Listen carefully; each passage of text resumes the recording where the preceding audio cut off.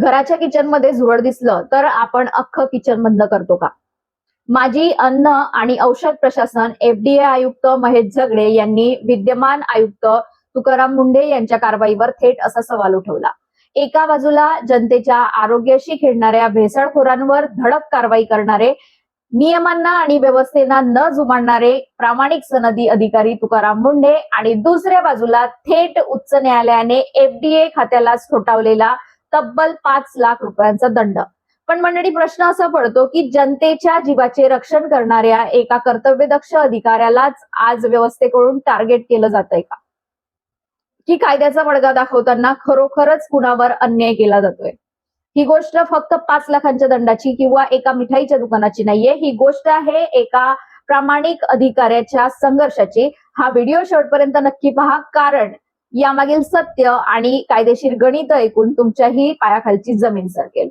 तर मंडळी, महाराष्ट्रात जेव्हा जेव्हा एखाद्या सनदी अधिकाऱ्याच्या प्रामाणिकपणाची आणि कडक शिस्तीची चर्चा होते, तेव्हा एक नाव सर्वात आधी ओठांवर येतं आणि ते नाव म्हणजे IAS तुकाराम मुंढे. मुंढे साहेब जिथे जातात तिथे भ्रष्टाचाऱ्यांचे आणि नियम मोडणाऱ्यांचे धाबे दणाणतात. सध्या ते महाराष्ट्र अन्न व औषध प्रशासन म्हणजे FDAच्या आयुक्तपदी कार्यरत आहेत. त्यांनी पदभार सांभाळल्यापासून सुरक्षित अन्न सुरक्षित महाराष्ट्र ही धडक मोहीम राबवायला सुरुवात केली. हॉटेल असो, मिठाईचे दुकान असो व औषधांचा साठा, जिथे नियमांचं उल्लंघन दिसेल तिथे थेट टाळे ठोकण्याचे आदेश त्यांनी दिले. पण याच कडक शिस्तीमुळे आता एक नवा वाद पेटलाय. गुरु नानक स्वीट्स प्रकरण आणि कोर्टाचा निर्णय. म्हणजे गोष्ट घडली अशी की पुण्यातील एका नामांकित मिठाईच्या दुकानात भेसळयुक्त आणि अस्वच्छ मिठाईमुळे काही ग्राहकांची प्रकृती बिघडली. लोक थेट रुग्णालयात भरती झाले असा आरोप झाला. लोकांच्या आरोग्याचा प्रश्न निर्माण होताच FDAच्या पथकाने धडक कारवाई करत त्या दुकानाचा परवाना निलंबित केला आणि दुकान बंद पाडलं. पण त्यानंतर काय घडलं? त्या दुकानदाराने या कारवाई विरोधात थेट न्यायालयात धाव घेतली. कोर्टात जेव्हा हे प्रकरण पोहोचलं तेव्हा दुकानदाराने कागदपत्र सादर केली, ज्यामध्ये आस्थापना 98% नियमांचे पालन कंप्लायन्स करत असल्याचा अहवाल होता. न्यायालयाने दोन्ही बाजू ऐकून घेतल्यानंतर एक असा निर्णय दिला ज्याने संपूर्ण प्रशासनात खळबळ उडवून दिली. न्यायालयाच्या मते सरसकट परवाना रद्द करून दुकान बंद ठेवल्यामुळे व्यापाऱ्याचं लाखोंचं नुकसान झालंय आणि मग ते लाखोंचं नुकसान झाल्यामुळे त्या दुकानदाराचं नुकसान कोण भरेल? न्यायालयाने FDAच्या या कारवाईला अतिरेक ठरवत थेट 5 लाख रुपयांचा दंड FDA खात्यालाच ठोठावला. कोर्टाच्या या निर्णयानंतर पेटलेल्या आगीत तेल ओतण्याचं काम केलं FDAचे माजी आयुक्त महेश झगडे यांच्या एका वक्तव्याने. महेश झगडे यांनी तुकाराम मुंढे यांचं नाव न घेता त्यांच्या कार्यपद्धतीवर गंभीर प्रश्न उपस्थित केले. ते म्हणाले, आपल्या घरात स्वयंपाक करताना झुरळ दिसलं तर आपण संपूर्ण स्वयंपाकघर कायमचं बंद करत नाही, तर त्याची स्वच्छता करतो. अन्न सुरक्षा कायद्याचा मूळ उद्देश व्यापार बंद पाडणं नसून अन्नाचा दर्जा सुधारणं हा आहे.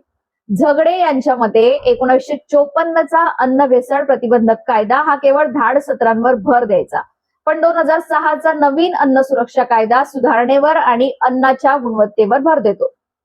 नियमानुसार थेट टाळे ठोकण्याऐवजी आधी साधारण नोटीस, म्हणजे की त्याला म्हणतात इम्प्रुव्हमेंट नोटीस दिली पाहिजे. त्यांनी स्वतःच्या कार्यकाळातील उदाहरण देताना सांगितलं की त्यांनी स्वतःच्या खिशातून 36,000 रुपये टॅक्सीवर खर्च करून गुप्तपणे जाऊन औषधाच्या दुकानावर धाडी टाकल्या. काही दुकानदारांनी तर त्यांना ओळखण्यासाठी त्यांचा फोटो आपल्या ड्रॉवर मध्ये ठेवला होता.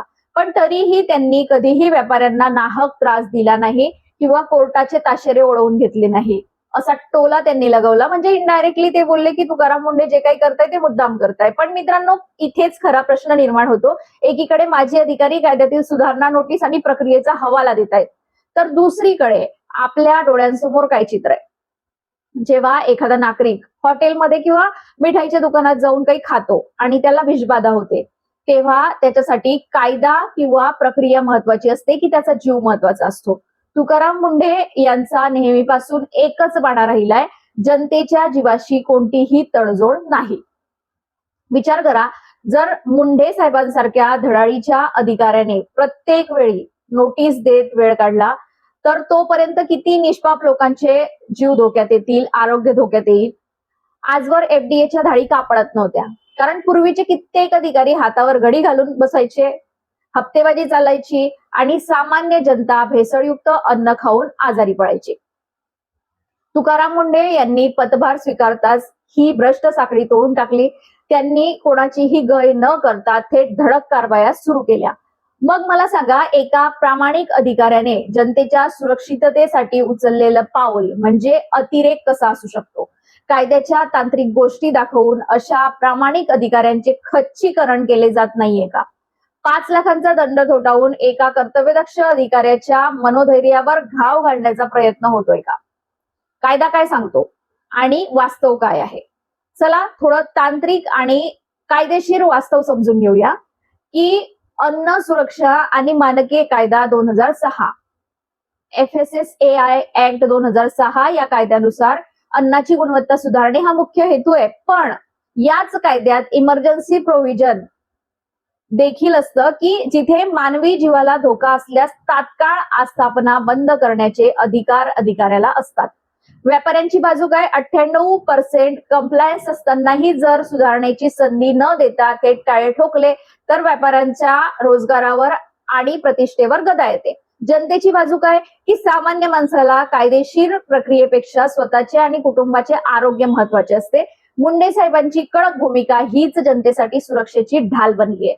आज तुकाराम मुंढे यांना महाराष्ट्र रोल मॉडेल मानतो, त्यांना आयकॉन मानतो, त्यांना आयडॉल मानतो, कारण ते खुर्चीला नाही तर आपल्या कर्तव्याला आणि नैतिकतेला जागतात. अनेकदा त्यांची बदली झाली, त्यांना त्रास दिला गेला, पण मुंडे साहेब कधीही नडले नाहीत आणि झुकले नाहीत.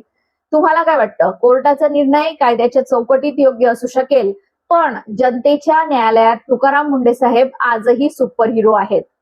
दंड झाला तरी चालेल, पण भेसळखोरांचे लाड पुरवले जाणार नाहीत. हा त्यांचा ठाम पवित्रा लाखो भारतीयांच्या मनात आशेचा किरण निर्माण करतो. एका बाजूला नियमांची पुस्तकं आणि तांत्रिक बाबी दाखवणारी व्यवस्था आणि दुसऱ्या बाजूला जनतेच्या जीवाचे रक्षण करण्यासाठी स्वतःचे करिअर पणाला लावणारा एक छावा अधिकारी. मंडळी, आता तुम्ही कमेंट करून सांगा की तुकाराम मुंढे साहेबांनी केलेली थेट कारवाई योग्य होती की कोर्टाचा निर्णय बरोबर आहे?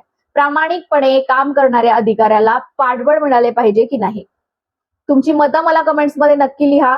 मला तुमच्या कमेंट जाणून घ्यायला खूप आवडेल. जर तुम्हाला तुकाराम मुंढे साहेबांचे काम आवडत असेल आणि हा व्हिडिओ माहितीपूर्ण वाटला असेल तर या व्हिडिओला आत्ताच लाईक करा आणि जास्तीत जास्त शेअर करा. आणि अशा ज्वलंत विषयावर सत्य पाहण्यासाठी पाहत राहा राजश्री अनफिल्टर्ड. पुन्हा भेटूया अशाच एका सखोल विश्लेषणासह. तोपर्यंत धन्यवाद.